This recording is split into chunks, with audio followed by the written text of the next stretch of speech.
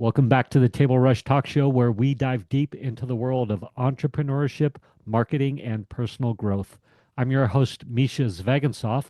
Today's guest is Jeremy Hill, founder of JB Capital, where he's raised over $1.5 billion for growth stage companies. He's a master of private debt and a mentor to the next generation of leaders, and he's here to show you how smart capital can drive real impact.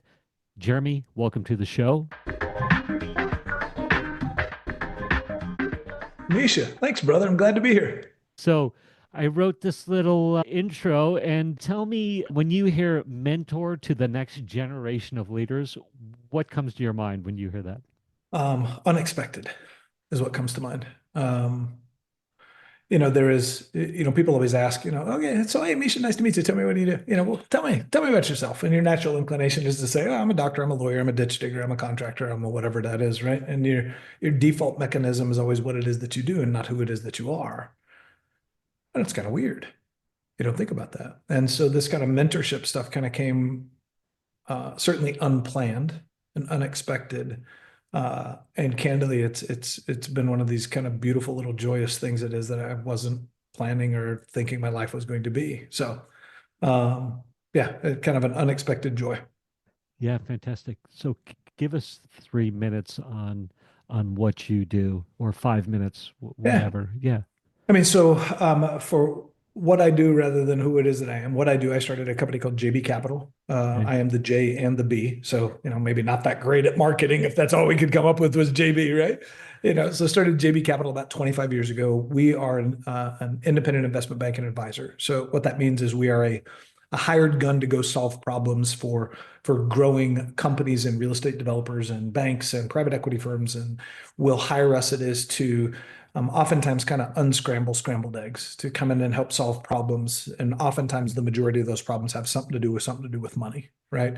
Mischa's software business, construction project, bank, whatever it is that you're doing, we are trying to raise capital. We are trying to divest a partnership. We are trying to solve for one thing or another. And typically the solution for that avails or requires the availability of some kind of new capital coming in to plug that gap, to fill that hole. And we got really, really good at that about 25 years ago. And so the majority of stuff it is that we do, we solve with debt. So I don't do typical M&A or mergers and acquisitions, kind of buy sell transactions. I don't raise equity. I don't do startups. I help companies that are kind of on the path find solutions between kind of debt and equity, and figure out the best structures going forward for what the problems it is that they're trying to solve for. That is all a very fancy way of saying, like, I'm a money pimp, right? Like, you're a money broker, whatever you want to call it. You can call it an investment banking advisor because it sounds cool, because you don't want to say it is I put shit deals and broker money together, right? So, but in its most simple form, people come to us because they need to solve problems, they need to raise money, and they need somebody to guide them through that. So we've been doing that for about 25 years. It's now at this point a little bit better than 2 billion in transactions and advisory work. We started investing off of my own personal balance sheet about 4.5 years ago. Raised a fund. I capitalized it, raised funds alongside that. Over the last 3 or 4 years, we've had 3 funds now that are mature and kind of maturing off and seasoning off and paying off. And um, yeah, I like the whole idea of working with people and meeting with companies and solving problems and putting deals together, and watching people succeed is pretty cool. That's amazing. Yeah. Quick, you said you were investing off your own balance sheet. No. You've had 2 funds that are currently maturing. I think you said 2 funds that are mature, seasoning off, paying off. Mhm. Dumb that down for me and Sure. everybody listening. So investing off your own balance sheet. So investing off of my own balance sheet is that, we started the funds with, the shekels I had in my own pocket, right? Like my own money. So off of my own balance sheet was my wife and I's money, right? Like $47 in a Domino's pizza coupon, right? I mean, it was our money to start out with, right? And then as that began to grow, we began to attract other investors. And then we pooled that into our first fund. and we raised money into that fund. And then that fund, my money and our investors' money, went out. And I think in the first fund, we made 9 investments into growing technology and healthcare and health tech and direct to consumer and type businesses. And so we managed that portfolio of those 9 companies for about almost 5 years now. The majority of those have seasoned off so basically the loans or the investments have gone their full term, their full cycle, and are now paying off and winding down. We have 3 funds. So 2 are corporate credit, meaning we are investing in growing small businesses. The other fund is a real estate fund, and that real estate fund was primarily focused on multifamily assets. And so all of those loans that we made across all 3 funds, all of those investments are now mature, and they've gone through their gestation period, and they're now, coming up to completion. And so when I say that they're winding down or maturing or paying off, it just means if we wrote a 3-year loan on a deal, it means now we're, 30 months into a 36-month loan and it's getting ready to pay off. So that's what I mean by that. Fantastic. So you took that $47 and a and Domino's Pizza Domino's. Company. Yeah. Yeah, yeah. And your wife's mascara brush. Yeah, exactly. And we're like, So, all on black, baby. Let's see if we get it. No, I mean, we had done, the thesis behind this whole thing is that, I started JB Capital almost 25 years ago now. And we were basically doing that for other people is right. So Mischa's software business, construction business, whatever it is, would hire us and say, hey, look, we're trying to build, 25 townhomes, and here's what we do. And the bank is giving me this much money and we have this much money and I'm $5 million short. Can you help me go raise the $5 million? Like I've done that, I don't know how many times. Whether it's for a real estate project or a construction project or a software business or a law firm or one thing, like I've done that over and over and over and over and over again for more than 20 years. And so ultimately, when we started our own fund, it was basically to begin to do from a principal position what historically we had been doing from a banker, broker, advisor position, but affecting that off of somebody else's balance sheet, off of, Joe the RIA or a small bank or a small fund or whatever. We were the kind of quarterback to put all that stuff together. We now do that same everything, but at the end of the day, now it's my money and our investors' money. So we're a principal rather than an advisor, and have been doing so the last 5 years of our 25 years in business.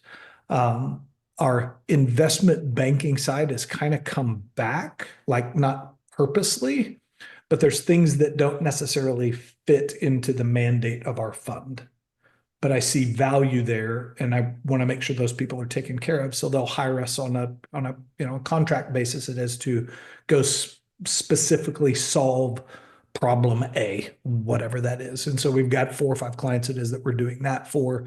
Some as small as 20, $25 million a year, and some as large as, I think our largest is about 3 billion in assets. mm. So two things you're doing. You've got your funds. Mhm. These funds that are mature, it sounds like, and paying off, seasoning off, are you going to find new opportunities to put in those funds, or do you shut those funds down, open new funds? Yeah, I mean, it's up to ultimately the manager, us to do so. We are not taking any new money in. So right now I'm not raising money. I'm not looking at new deals. And so as these funds kind of manage off and season off, I'm going to return all that capital back to the investors. And we're kind of looking now at a couple of different potential new structures and new theses for funds that we want to go forward with. And I'm just kind of finalizing my thinking right now about really the structure I want to go with and what type of investors that I want. Like I've got the thematic structure of what we're going to invest in and why, and the business case and the thesis and everything behind it. I've got the structure, I've got deals lined up, I've got capital lined up. There's a few things that I'm massaging through my brain that I'm not clear on yet. And so I would expect, hopefully, with copious amounts of cigars and whiskey over the next month or two, that I'll be a little bit more clear, and we'll probably release those funds in the next, I don't know, 60 days or 90 days or so. Cool. And then, so you're generally speaking, are you looking for to help people that you can then lend your own money to your from your own balance sheet? And then if no, they don't fit that, then we start going to alternative outside sources. Is that Yeah, I mean, sort of the flow of it? we're in the constant pursuit on a daily basis of a couple of things. Is, number one for us as we're continuing, or as we begin again, anyways, to raise money, we're going to be looking for investors, right? And so I don't raise institutional capital, so I'm not raising money from your, local pension fund or retirement plan. We're raising money, typically it is from high net worth, accredited investors, ultra high net worth, some family offices and RIAs, that kind of world. We're not going after widows and orphans for your last dollars from AARP and shit like this. Like, it's not us. We're kind of that other world. And so we're in the constant pursuit always of making sure that we have kind of capital connections and counsel is what it is that we say, right? So from a capital standpoint, think of our business like Starbucks. It'd be hard for Starbucks to stay in business if you're out of coffee beans, right? Like you got to have coffee to sell, right? Well, coffee beans for us is capital, is money, right? So we're trying to load up the coffee machine, load up the capital it is. The other side of the equation is, yeah, I mean, good growing small businesses, right? Businesses it is that are again kind of past the friends and family, mom and dad, rich uncle round of raising money, but they're really not yet to a point to where it is that larger, more established institutional capital can afford to pay attention to them, right? So if Mischa and Jeremy's, construction business, tech business, whatever it is that we do, like if we need to borrow 500 grand, yeah, I'm not your guy. If you need to borrow 150 million, I'm also not your guy, right? It's these companies that are kind of past that stage that they don't need rich uncle money, SBA money, local, pass the cup at the golf club idiot money. You don't need that, but you also don't need more institutional capital that's going to write a $50 million check. Like our last three funds, our average check was somewhere between 2 and 10 million bucks, right? So Cool. And run a few scenarios for me, or maybe so how you've helped some people recently, so we can get an idea of what that looks like, of what. sure. Yeah, yeah. Does that Yeah, of question course. make sense?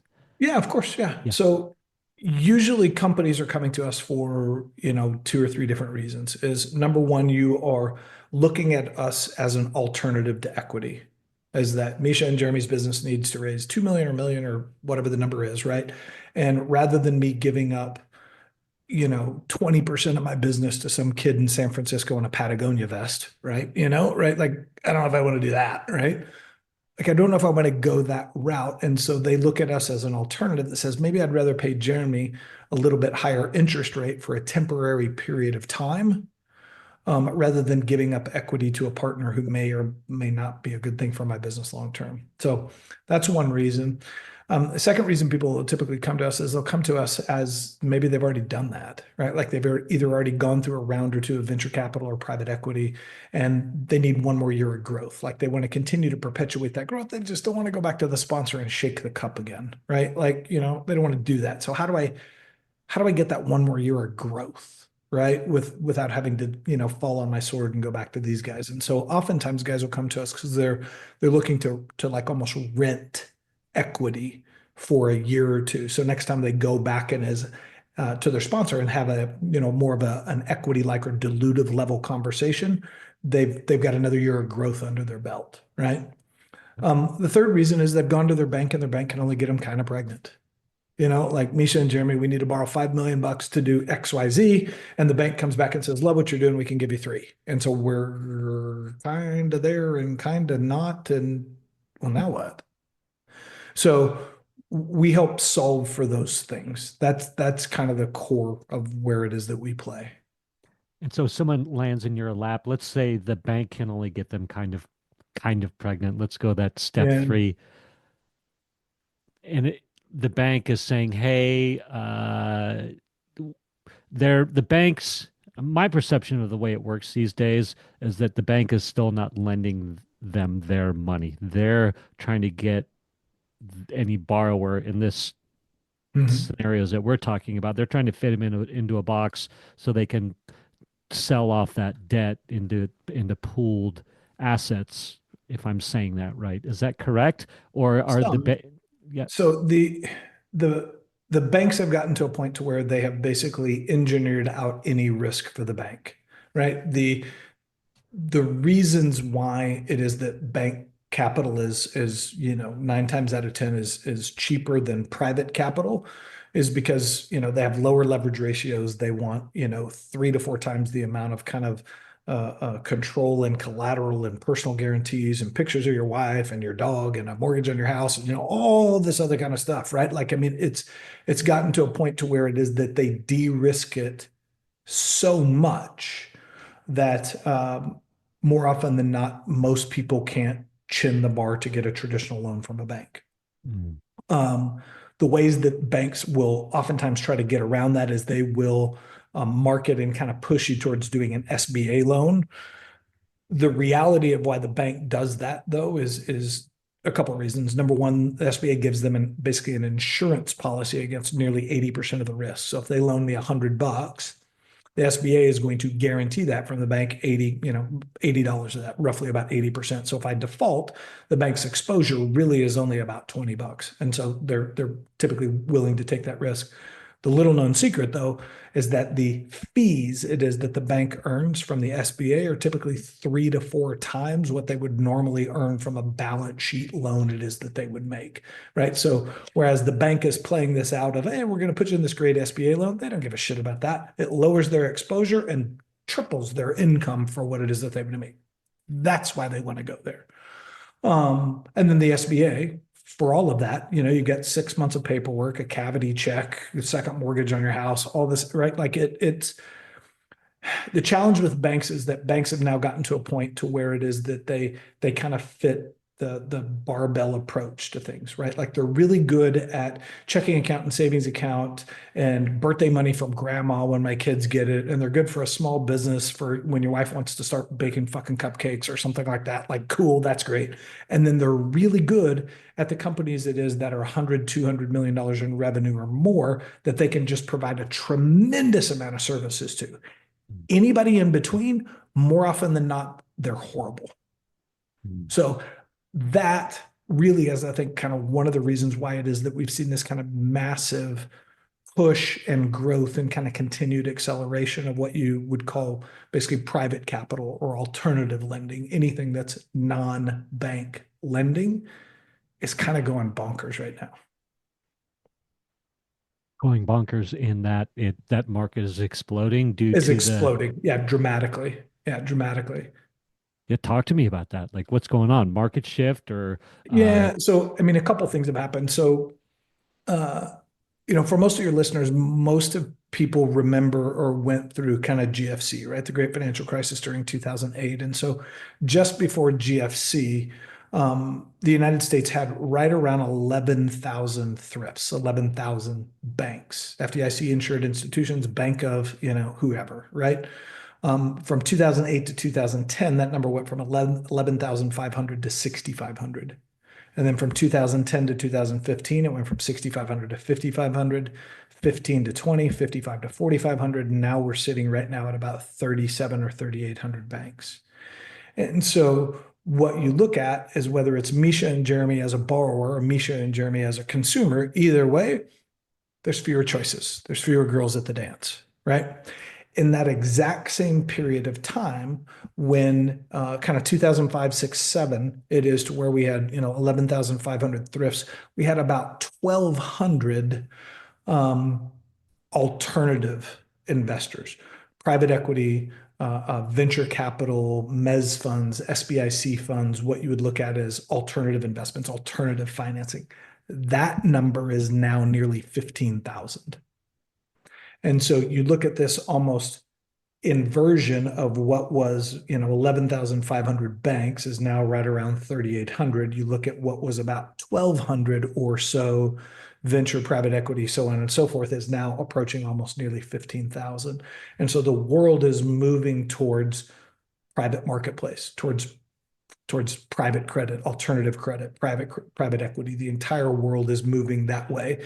And so banks will still be a part of it, but nobody I know of that is running or growing a business or doing acquisitions or acquiring small businesses or trying to grow their platform or grow their investment portfolio. Nobody I know is relying on a bank to do that. mm, mm. There's companies out there there's this whole what do we want to call it? The fledgling capital raiser business model market, which I Okay. think speaks to that 15,000 alternative investment companies Sure. now. You've got companies like TribeVest who are making the bookkeeping side of things easier for general partners, limited partners, all these sorts of things. Talk to me about that. Is that part of this mix right now where you've got a whole bunch of I don't dare I say wannabes, but people that are like, oh, now I'm going to be a capital raiser is going to be my business, and so they go to TribeVest and start a fund of funds, or these all these terminology flying around there. Speak to that a little bit. I'm not sure if there's a question in there Sure. or Yeah. No, I mean, so you think about anytime it is that there's a massive movement, there's going to be, a flocking of both idiots and professionals, right? I mean, that's just it. I think what it is that we've seen oftentimes is, or what it is that we've seen a lot of is we saw a bunch of the guys that historically had been in the banking business, Bank of America, ABC, US Bank, whoever they were working for, as that kind of growth came, a lot of these guys jumped ship from the banking model and moved in towards alternative lending or private lending. So they moved out of kind of, boring, stitched up, not a lot of movement and not a lot of income to private equity or to private lending or direct financing or, otherwise. And they're like, I get paid 3 or 4 times as much as I did. There's tons of dough here. It's a little bit of the wild, wild west.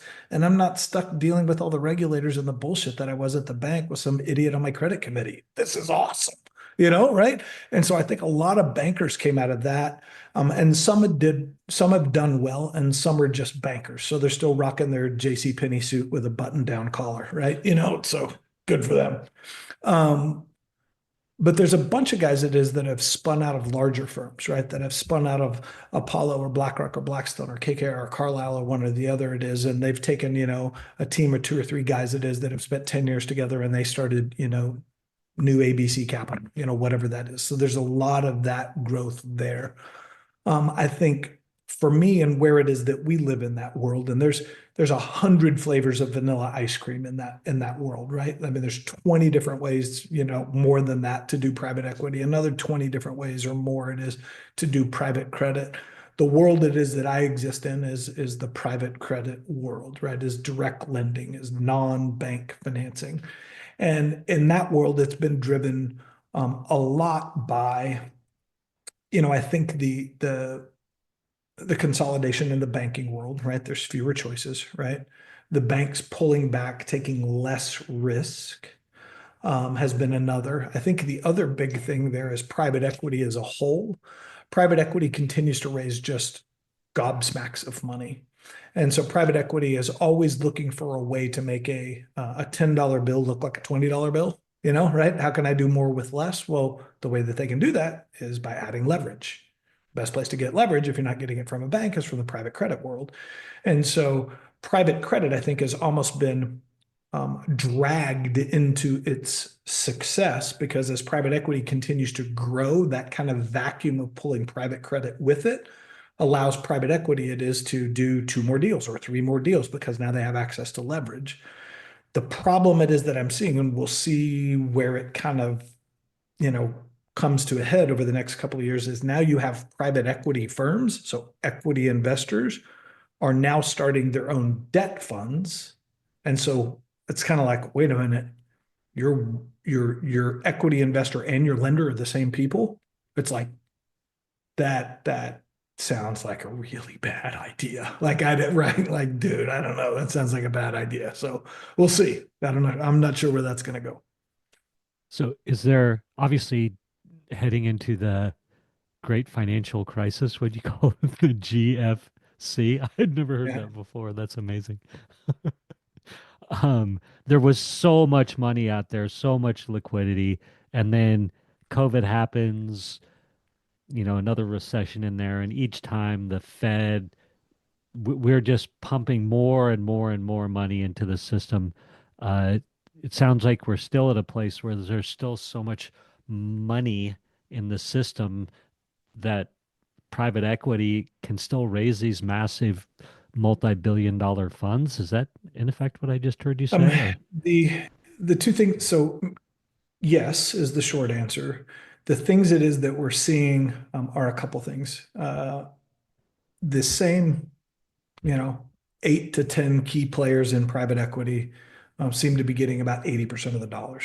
mm, So if we think right now, if there's, let's call it 10 or 12,000 companies in private equity and private credit, Misha's fund, Jeremy's fund, Bob's fund, Paul, right? All this, there's 10 to 12,000 of those guys. 80% of the dollars that are being raised on an annual basis are going to kind of the same dozen guys, right? So everybody comes up with the names of Apollo and Carlyle and KKR and BlackRock and Blackstreet and State Street and Vanguard, and you may be mixing Dial and some of these folks in there. It's an enormity of capital, but what that means is that the other 20% of the dollars it is that are available, you've got 95% of the people that are competing for those dollars, right? So if mm, if there's 10,000 guys and 10 or 15 of them are getting 80% of the dollars, that means you got 9,900 and something guys, right, that are chasing that other 20%. So it's hyper, hyper competitive. yeah. But it's also a ton of dollars it is that are out there that are going and being raised. So it'll be really interesting to see what happens there. As far as the credit market and providing direct lending, private Mhm. credit, stuff like that, is there too much money and not enough opportunities, or too many opportunities and not enough money right now? It's the chicken and egg type question. The reality is that good deals typically get funded, right? Like if you have a good deal, if you have a good company, if something good is going on with you, money will typically find you. Yeah. Um, Sometimes money finds shitty deals, right? Which is those are the ones that you read about in the paper, right? But right now I think it is that there's a lot of money chasing too few deals. Because the good deals, just like I'm sure the pretty girls at the bar, they get asked out 10 times.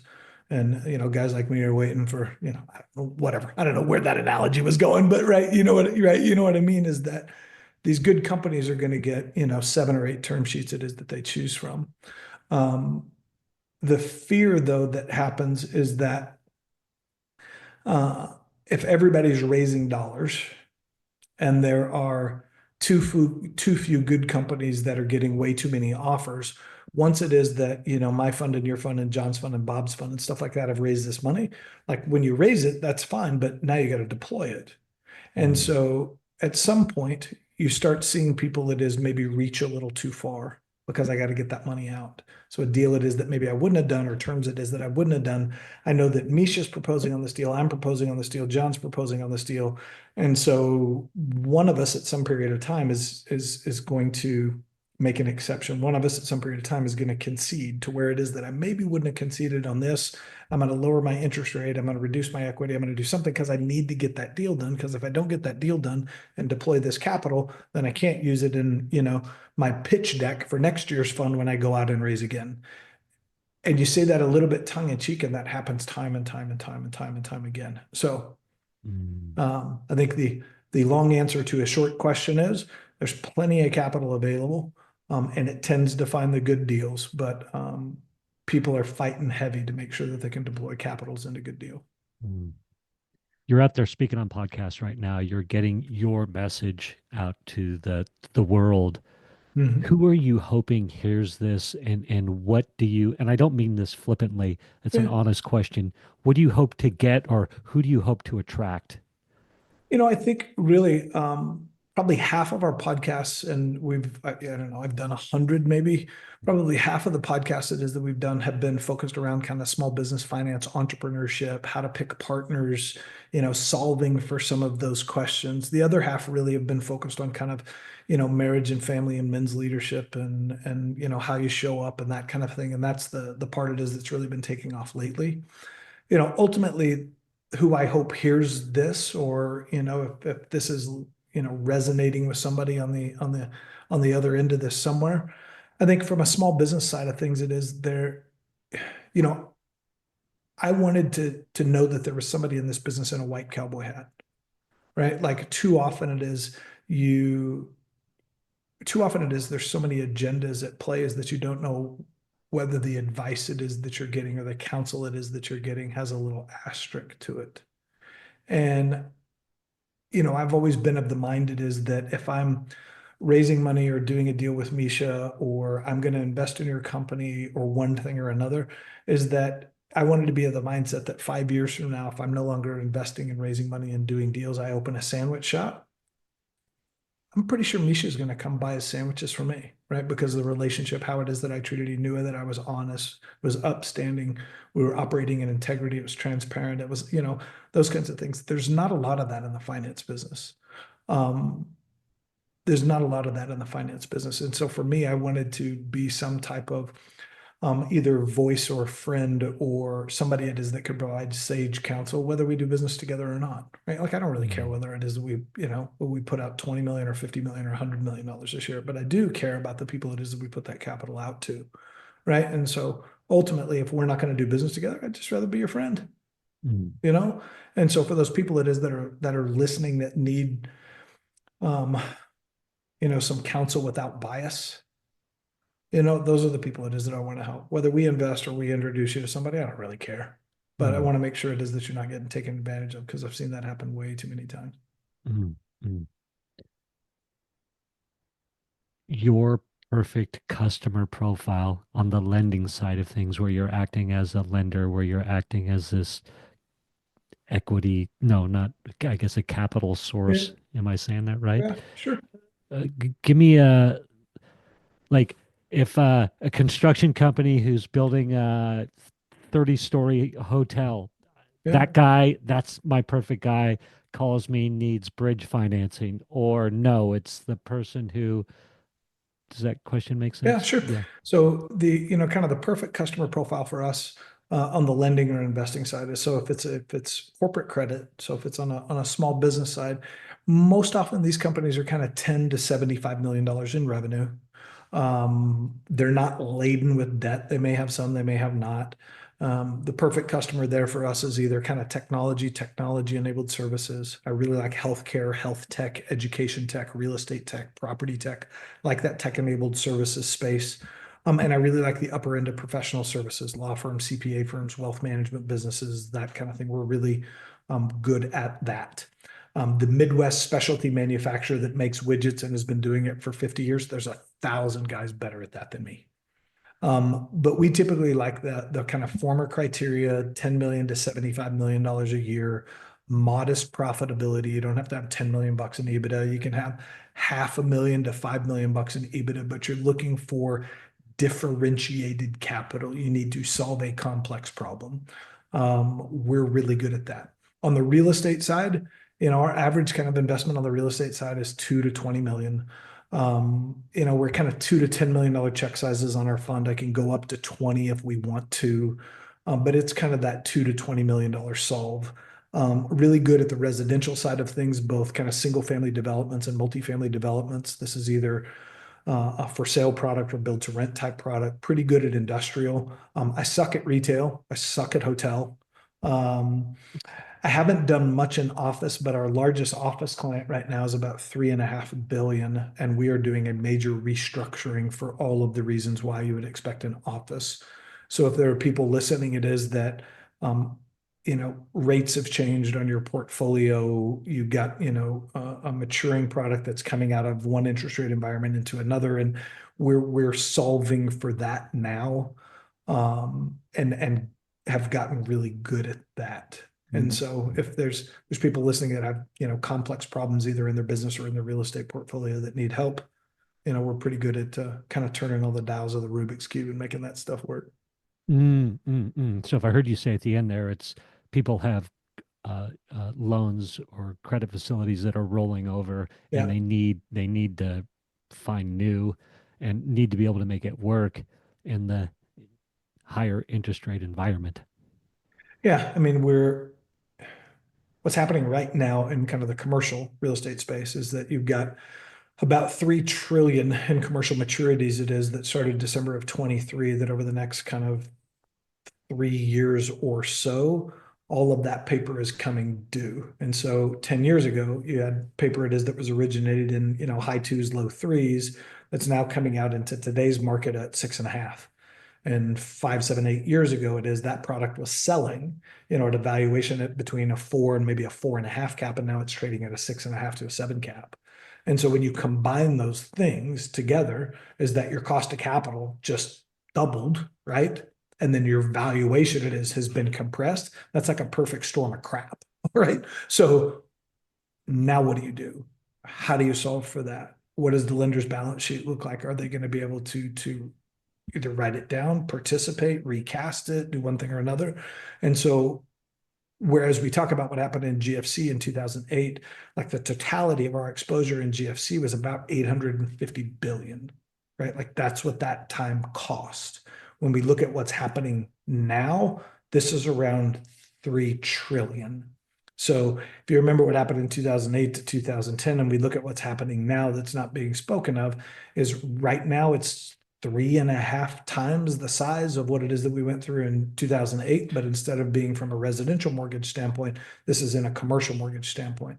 So every office tower, most every apartment building, large strip centers, large commercial retail things, these are all being reset to the tune of $3 trillion over about a 3-year period of time. It's outrageous.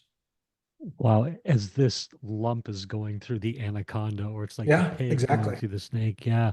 What, any thoughts on that? Are we in a more precarious position, global economy wise, than it's being talked about, or US economy wise that's being talked about? Or You no, it's know, going to be lumpy, but we'll work I through mean, it. it's a little lumpy. I think,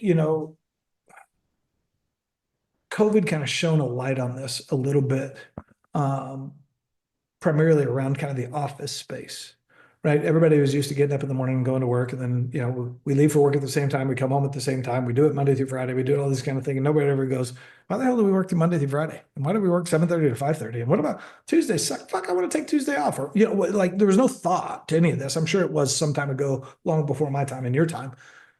But you started learning it is that, hey, maybe Mischa and Jeremy's software business, maybe we don't need 25,000 square feet in LA because we just got through the last kind of couple of years of COVID. Nobody came into the office. And so we need something, but maybe not 25,000 square feet. Maybe we only need 5,000 square feet because nobody's in the office. So office got kind of reset. Travel, I think, got reset. Like I remember we were on a plane all the time. I was on a plane every other week going somewhere to sit down and meet with Mischa on something that now I can do over Zoom. We can meet in person after we get the deal done, and then let's go sit down and talk about the go forward plan and have a nice dinner and a bottle of wine together. But the 3 meetings before that, why don't we do this and save $1,000 on an airplane ticket? Yeah. Right. So Yeah. um, I think a lot of that has kind of moved into where now there's kind of a balance reset. So we see, across major MSAs across the country, you've got these large office buildings that everybody's trying to, oh, well, we could just convert it into apartments. I mean, there's been hundreds and hundreds and hundreds of millions of dollars raised for that. I don't think anybody's successfully done it. Yeah. It, Right. So it's going to be an interesting reset. So what do you do with all of these towers it is that nobody wants to go to that are, were at one period of time worth 80 or 100 or 200 or $500 million, that now the building's 30% occupied and people are like, fuck, I don't want to go downtown. We'll make it apartments. For who? Right? For who? Who? Right? So it'll be interesting. yeah. Um, any favorite solution that you can talk about, like a customer testimonial almost recently where someone came to you with a problem and you were able to fix it, get their credit or get them their Sure. money and yeah. Yeah. I mean, I'll give you a big one and a small one. So a small one, there was a very successful restaurant operator. It is down here in Phoenix that had built a big brand, opened, 75 stores or something like that over a 5-year period of time, had an exit, did well, took a couple of years off, and he and his wife were going to start, brand two, their next road. They had put some of their own money into the deal, opened their kind of first 6 or 7 or 8 restaurants, were mildly profitable.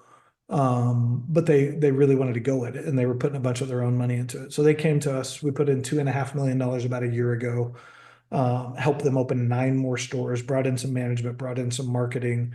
And so my little $2.5 million loan is paying off, but they basically doubled their store count in a year, increased their marketing, and now they're actually bringing in some real sizable equity dollars it is that'll replace us for the go forward. And it'll take them from, whatever it is, 16 stores to probably 40 stores over the next 2 years or so. And so little small deal, but it was, structured capital coming in. It was thoughtful on how it is that we wanted to make sure that the capital we were bringing in not only worked for them to help them accomplish what it is that they wanted to do, but that we were protected from our security interest, that my investors felt comfortable, and there was some degree of kind of upside participation for me helping them go from X to Y. That's a good little, just easy everyday deal. On a larger standpoint, I told you our investment banking business has kind of come back. So about 6 months ago, we got brought into a large, West Coast developer, and they are going through what we were talking about in the office world. They had built a portfolio of about 5.5 million square feet of Class A office. They were the single shareholder, about almost $3 billion in value of the portfolio with no outside investors. I mean, awesome. And then they're running through the issues to where it is that you've got, 47 or 48 assets in the business it is that were all coming up for maturity, that had all gone from a 3.5 to a 6.5% environment, that had all gone, the cap rates had been compressed for what it is that they were doing in valuations. So, 5 years ago, they're probably worth $1.2 billion on paper. And today they're worth, maybe that Domino's pizza coupon. We don't know. Right. And so we've been working with them for about 6 months. This took a lot longer than what it is that I thought it was, but it's infinitely complex. But we brought in new capital it is and restabilized of their about $2.5 billion, about $450 million of assets that we're going to be able to protect and keep for them in a new structured or a new restructured kind of go forward basis. That will complete hopefully next month, and that will, I told you we kind of do 5 to 25, $5 to $50 million value, deals. This deal at 450 will probably be our biggest deal. So Awesome. Thank you for sharing that. yeah. Yeah. Real quick, um, anybody new to anybody going, all right, I need some alternative credit, and they start looking, what are key things that they should be looking for? Yeah, it's a great question. So I think, the thing to understand is that, everybody on the other side of that dollar um, has a structure that they're trying to fit into as well, right? And so whether that is the rich guy at the country club or your neighbor or your brother-in-law or your uncle, or whether it's a local bank or whether it's a private equity firm or a venture capital firm, an SBIC fund, and again, there's 100 flavors of vanilla ice cream, right? You have to understand it is that investor on the other side is typically going to look at one of two things in its most simple form. So think of it as chocolate and vanilla ice cream, right? So they're either going to look at equity, meaning it is, hey, I'm going to give you $1,000, $100,000, $1 million, but I want ownership. I want to own 20% or 50%, whatever of your business, right? They're going to look at equity. If they're not looking at equity, they're typically looking at debt. You're going to borrow money, right? So you got kind of chocolate and vanilla approach there, right? And if you're going to borrow money, it means great. I'm going to give you $100,000 or $1 million or whatever it is, and you're going to pay me 10%, 20%, whatever that number is. So the first thing that you need to decide is which one of those kind of works for you. Like, are you wanting to give up a percent of equity in your business to be able to grow? Are you wanting to borrow money in your business to get it started or to grow? That's kind of the first decision. Now, behind chocolate and vanilla, right? You got a rocky road, you got, whatever. I mean, like there's 100 different chocolates and 100 different vanillas it is that you can kind of shape there. But ultimately, I think you decide debt or equity, and you decide how you want that money to work. Like, do you want that money to come and sit alongside you and help you grow and make introductions and be thoughtful and that kind of thing? Or you just, hey, give me the money and leave me alone, right? I'll pay you a coupon. Don't ask me any questions, right? Like, you kind of need to play that and decide that a little bit. You have to understand, though, that on the other side of that money, either debt or equity or otherwise, they're going to have criteria that says, look, I'll make you a loan, but I need it back in 6 months. Or I'll make you a loan, but I need it back in 2 years. Or some guys, if they make you a loan, they they need a monthly payment or a quarterly payment. Some, hey, it'll accrue, but this is what it is that you owe me. Like there's lots of different ways in that. The same thing true for equity is the equity guys sometimes say, hey, great, I'll come in and help you, but I want to meet with you once a month. I want copies of your financials. I want, right? Like you need to understand what kind of relationship that you want there. And so the best maybe way to think about that is think of it like dating versus marriage, right? Mm. And so if I'm looking at an equity player, I'm looking at that like getting married. I Mm. am giving up a piece of me, a piece of my business, a piece of something to bring this in, right? And so all of us, whether you're married or not, know somebody it is who chose the wrong partner, that they were married 2 years or 5 years or 20 years or whatever it was, and they got a divorce. And the going through that process of that divorce, it screwed up their account, it screwed them up, it fucked up the kids, it took their money, it did whatever it is. It was not the right choice. You picked the wrong partner and it was a disaster. That's kind of like picking the wrong partner, the wrong equity partner for your business. An equity, like my wife has been incredible. Like we've been married 29 years coming up. Just amazing, amazing, amazing, wonderful person. Yeah, it's just been a blessing to me, a blessing to my kids, a blessing to my business has been fantastic. If you pick the right equity partner, they can help you accelerate and go and grow and do things that otherwise you wouldn't accomplish on yourself. But if you pick the wrong equity partner and it's kind of a divorce, it can screw up the kids and fuck up your money and do everything else, right? When you look at debt, you almost look at debt like dating, right? Like we can go out a couple of times. I can date you for 6 months or a year or whatever it is. And hey, if it doesn't work out, I can date somebody else next week. I can go refinance that debt and do something else. I could go marry somebody else that isn't get rid of the guy that I'm dating, for debt, right? For that kind of a thing and change that dynamic up. So I'd look at equity and debt almost like dating versus getting married. And so if you're going to get married, and you're going to bring on an equity partner, be really thoughtful about how you want that relationship to be in your business over time. Appreciate that. Thank you for that. Do you like what you do? Food. Yeah, I do. I really do. And, before I started my business, I had 13 jobs in 3 years. And I was a really good employee. I was just really shitty at like office politics and, just, dude, just not good at that at all. Like, I'm one of the entrepreneurs that is kind of a defensive entrepreneur. It just means I'm generally unemployable, which means, hey, you're an entrepreneur, right? Um, I, the things it is that I love about my business and what it is that I'm doing is every day is both different and the same. Like we are every day solving complex problems by figuring out the recipe it is between debt and structures and this and partnerships and the right advisor to all this other kind of a thing it is to solve that problem and make that engine go. But the engine could be software or technology or real estate or a bank or private equity firm or what like that gives variation. So it's not so mundane every day, even though we're using some of the same strategies it is to solve problems, but problems across different businesses. Like I really like it. Yeah, I really do. It's awesome. It's nice. It's good to hear. It shows too. Thanks. Yeah. We haven't talked about AI or machine learning or Mhm. any of that somehow up to this point. Uh, when I say those terms, what comes to your mind, or what are your thoughts on that? Um, Exciting and scary. I think anytime that there's something new, you have the gold rush to people that is rush in and we're going to do all these wonderful things and kind of like what we saw in crypto, right? Is we saw 1,000 different coins and ICOs and most of those lost everybody's money and you're still back to the same kind of three or four or five it is that actually hold any type of value. I'm wondering if we're going to see that with AI because every time it is that I jump online, jump on, LinkedIn, TikTok, Instagram, there's AI for cats and AI for coffee. And you're just like, oh God, right? It's just one more thing. And I'm just going, God, these poor bastard investors. I hope nobody's giving this guy money, right? Because they'll be out of business in 5 minutes.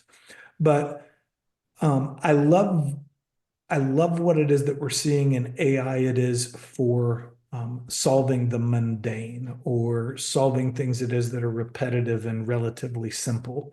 The concerns it is that I have is that Elon spoke of this years ago. It is with OpenAI is around the fact it is that there does need to be a level to where maybe there's some governance here, right? Like we've all seen Terminator and we've all seen, iRobot and that kind of a thing. And it brings me back to a lot of this stuff is really cool and I like what it is that I'm seeing, but it brings me back to that famous thing of just because you can doesn't mean you should.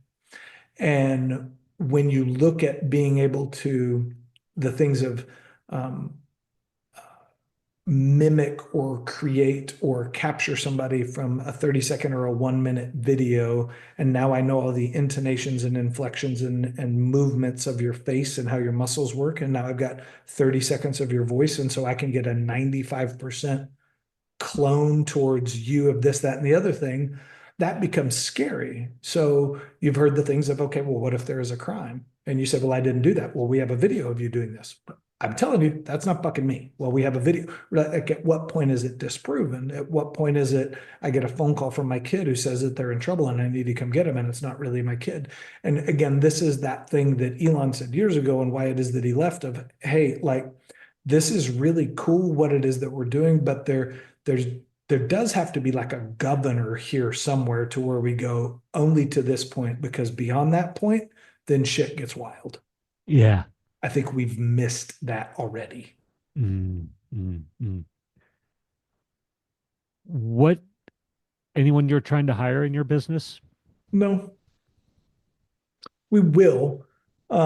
Since we moved down to Arizona, like the majority of our staff and the people it is in the business are still in Seattle.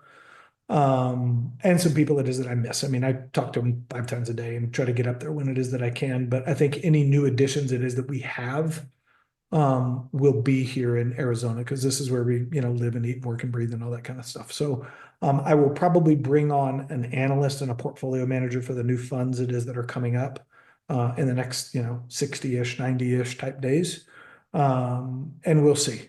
Right. You got to be able to put up with me, which sucks for most people. So, we'll see where that goes.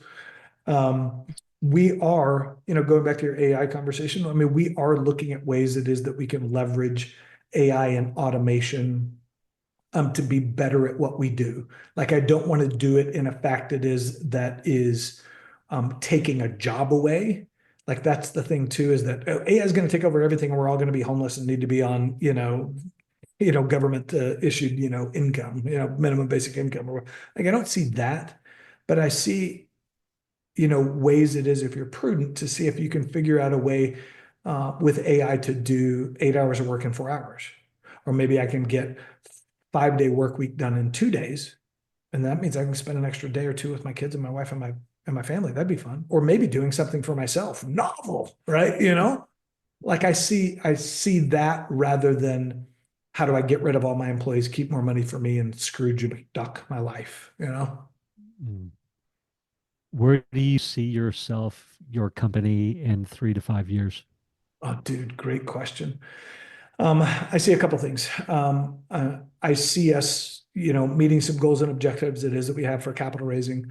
I see probably my son coming back to the business and managing a development arm for us. We've been talking about that for a while. He needs a couple more years of dirt on his boots it is to get that done, but I see that definitely happening. I see us spending half our time between Arizona and between a ranch in Texas and running more of our kind of American investments and American real estate investments out of the Texas side of things. That's what I see in 3 years. Yeah, I feel good and excited about that. Yeah, it's a nice vision. Are there any gaps in your company personally right now? Where you, Yeah, I mean, dude, you know, every day I wake up and realize how much I don't know. I mean, I had a good couple of meetings this morning. It is with guys that are doing stuff similar to me, and they do it under a completely different legal structure that I didn't even know existed, and it's considerably more favorable to them and their investors. And I was just pissed off hearing about it. I was like, son of a bitch, why didn't I know that?